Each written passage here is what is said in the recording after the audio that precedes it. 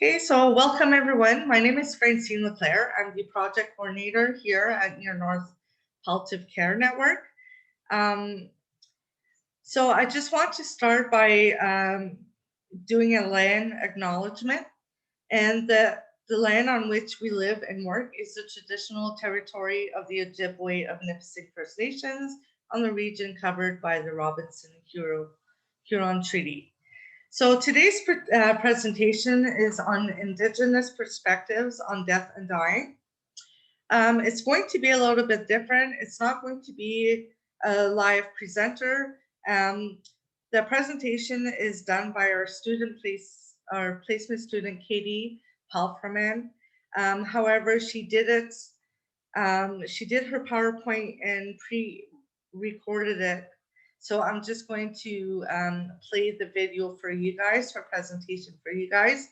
But if you have any questions after the video, you can always use the chat bar at the bottom and ask me questions, and I could always email her these questions and give back to you at a later time. But it's still a very good presentation. And before I start sharing the video of her presentation, I just would like to take a minute and to actually dedicate today's presentation to honor the 215 Indigenous children whose remains were found at the Kamloops Residential School in British Columbia.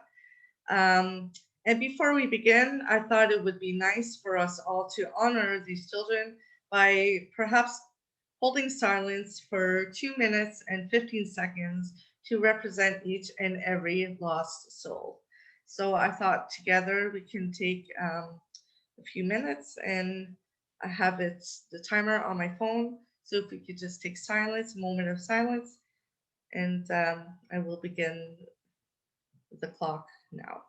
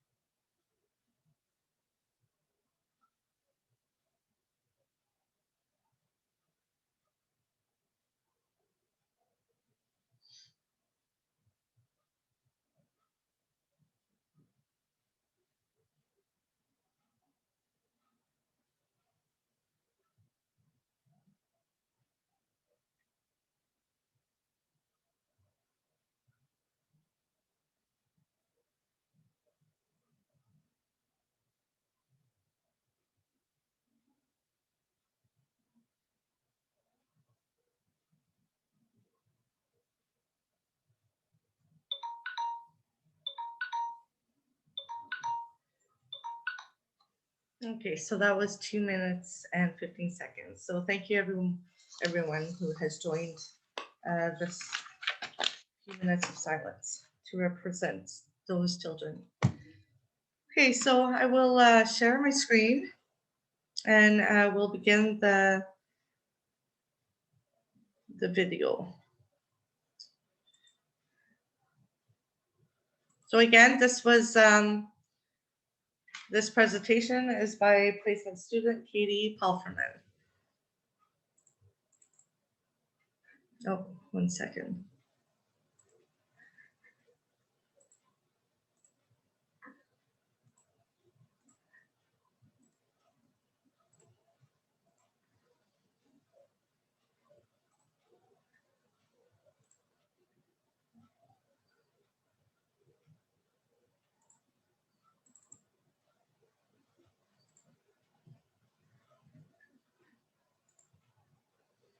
So if there's any problems with hearing the video, please let me know in the chat bar at the bottom. Thanks.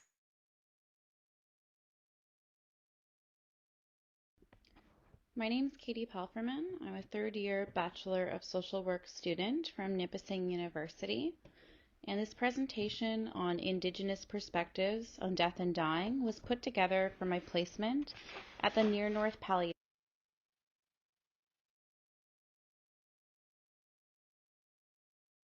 Care Network.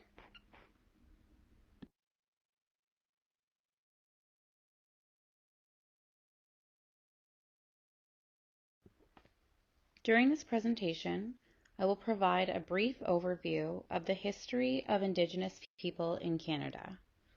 I will talk about current gaps in palliative care that Indigenous people face. We will explore different Indigenous identities. We'll learn about traditional beliefs about death and dying through a different cultural lens. And finally, I will address how healthcare services can seek to understand, respect, and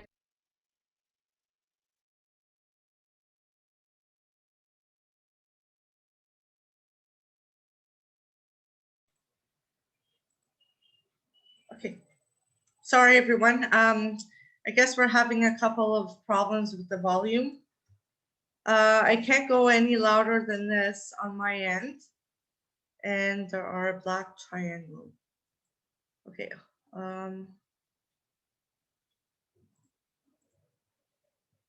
Is the black triangle still there?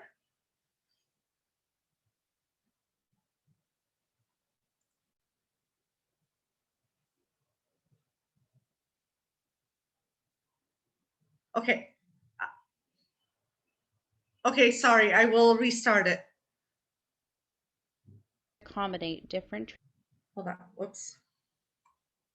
Sorry, everyone.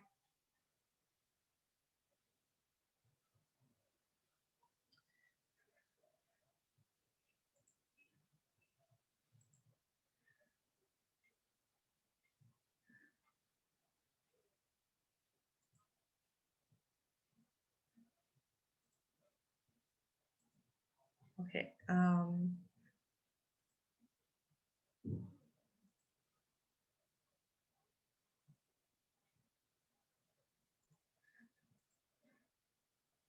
Sorry, everyone. Okay, I'm gonna restart.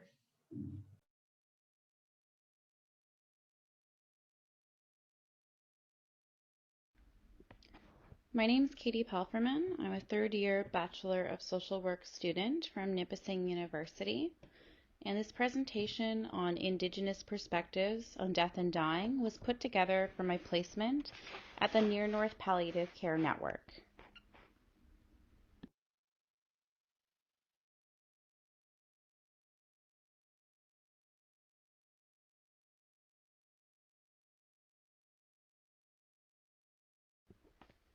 During this presentation, I will provide a brief overview of the history of Indigenous people in Canada.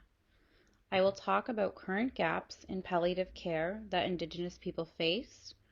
We will explore different Indigenous identities. We'll learn about traditional beliefs about death and dying through a different cultural lens. And finally, I will address how healthcare services can seek to understand, respect, and accommodate different traditional beliefs in regards to providing palliative care.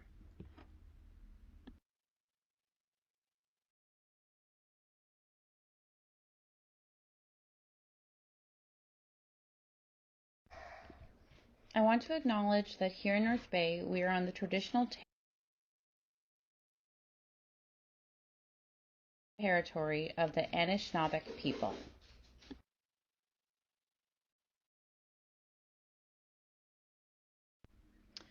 The history of Indigenous people in Canada. I would like to note that although I have included some key points of Indigenous Canadian history, that Indigenous people in Canada have faced generations of oppression, assimilation, and cultural genocide.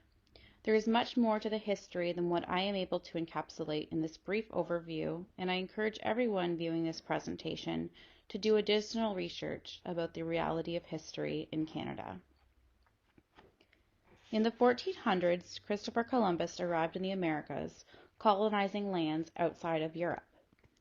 1763 marks the Royal Proclamation, signed by King George II. This gave limited recognition to Indigenous communities.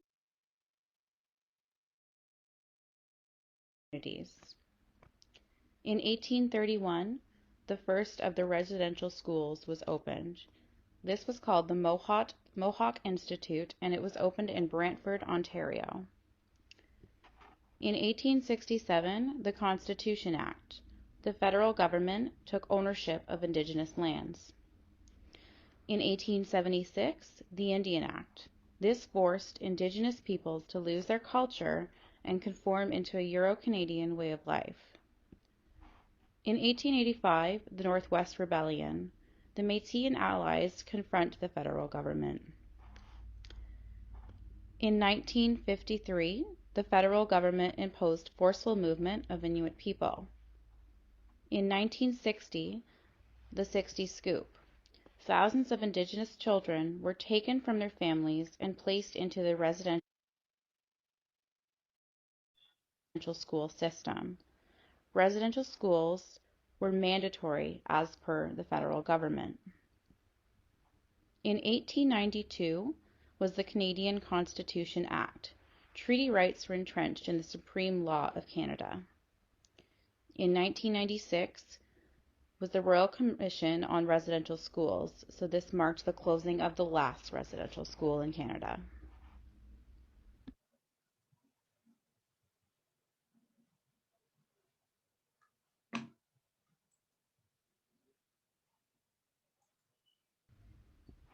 Current gaps in palliative care accessed by Indigenous people. Indigenous people within Canada face unique challenges navigating and accessing palliative care. These challenges are shaped by the unique social, cultural, economic, and geographic factors. Each community requires different considerations in palliative care. In Canada, cultural safety is a guiding principle for practice by various health professional associations, health authorities, and academic institutions. Yet, in the availability of Canadian healthcare services and delivery of care options, there continues to be a concern of culturally safe approaches for Indigenous clients. This is very much the case in the delivery of palliative care, particularly in rural regions where programs are still in early stages of development.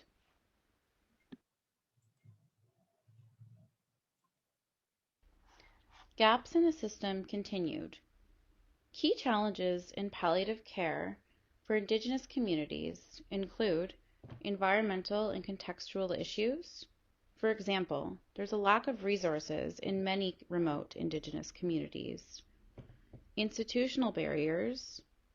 For example, palliative care on reserve is not considered core programming, resulting in many people being transferred from their home and families on the reserve to urban centers to receive their end-of-life care. Interpersonal dynamics, challenging client and clinician interactions. For example, a level of distrust in Western medicine approaches due to differing perspectives.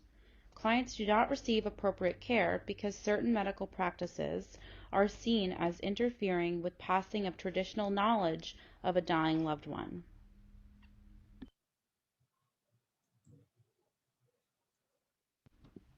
Different Indigenous identities. The Canadian Constitution recognizes three groups of Indigenous peoples: First Nation, Inuit, and Métis. With that being said, it is important to recognize that there are more than 600 First Nation communities in Canada, which represent more than 50 nations and 50 Indigenous languages. First Nations perspectives on death. Each region and culture has its own beliefs, rituals, and ceremonies for those leaving this world and those left behind. Some rituals and ceremonies are meant for the time of passing, some rituals happen shortly after, and sometimes rituals can occur throughout the year or mark the 1 year date since the passing of the individual. Traditions in medicine from a First Nation perspective. Some things done by First Nation peoples during the time of death or grieving are smudging, feasts, condolence ceremonies, wiping the tears ceremonies, journey ceremonies, or partaking in songs and prayer. Some medicines commonly used are sage, sweetgrass, cedar, and other natural herbs. Grief tea is something that the First Nations peoples sometimes use to support the heart, the calming of nerves, to soothe anxiety, worry, and stress. Grief tea is also meant to nourish the lungs, relax the soul, and uplift the spirit.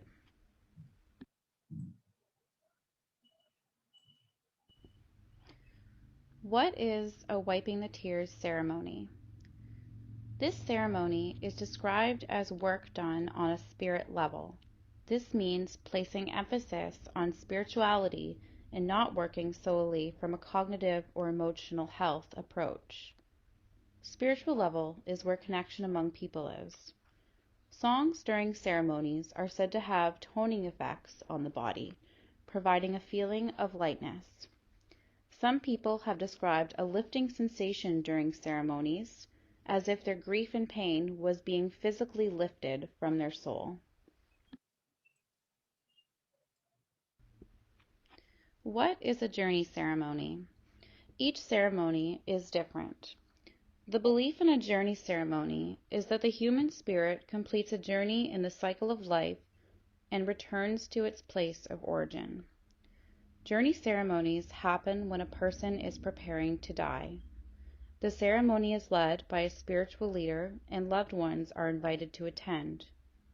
During the ceremony, the spiritual leader speaks about the love of the Creator, the nature of the spirit world, and the transition of the spirit from the physical world to the sky world. The dying person receives encouragement and support, and the dying person's mind is cleared of negative force and fear throughout the ceremony. Traditional beliefs about death and dying from an Inuit perspective. Some Inuit people believe that death includes a kind of beckoning, where your loved ones call you from the afterlife. Spiritual leaders are able to come and visit a dying person. There is a spiritual emphasis in healthcare and support. Some communities do not have morgues or funeral homes, causing the dying process and any rituals included to move rather quickly.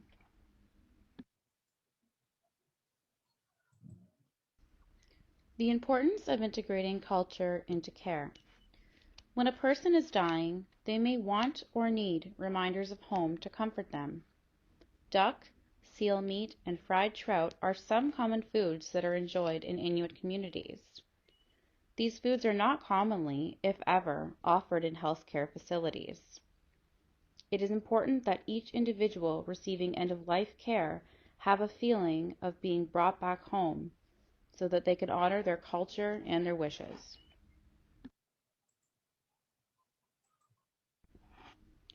Suggestions for culturally sensitive palliative care. Conversations with families and patients that remain culturally appropriate should be utilized. Inclusion of cultural components into support and bereavement programs, such as smudging and sweat lodges.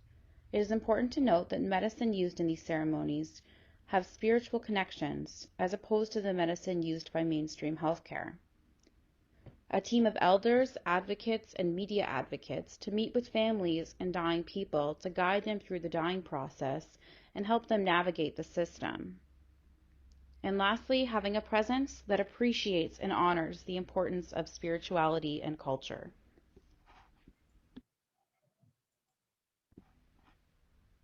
I hope that you enjoyed this presentation. I tried to include perspectives and suggestions from different Indigenous identities that we have here in Canada. I hope that you will take the time to extend your knowledge on this topic. I have included a link if you are interested in learning more about perspectives from an Indigenous lens. Thank you so much for watching my presentation.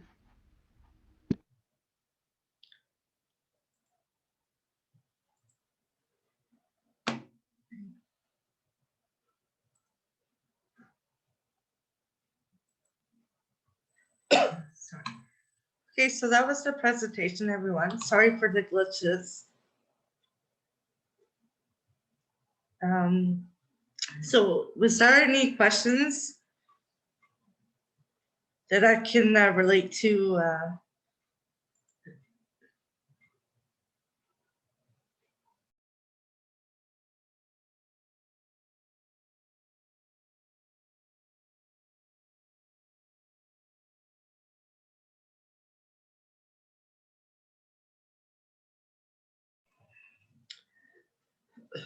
Yeah, excuse me.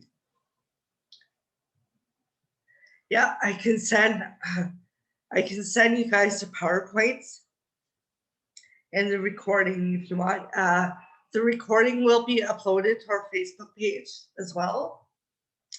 And I can ask the student more about the green tea information.